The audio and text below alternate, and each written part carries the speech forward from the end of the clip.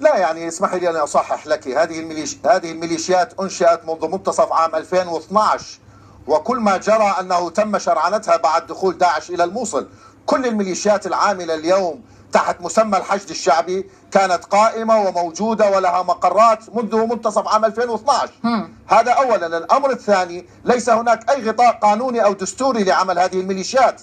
هذه الميليشيات موجودة بالقوة، بالأمر الواقع، بالغلبة، يعني لأنه لا صلاحيات لرئيس مجلس الوزراء لإنشاء هذه القوة من الأصل، من الناحية الدستورية أو من الناحية القانونية.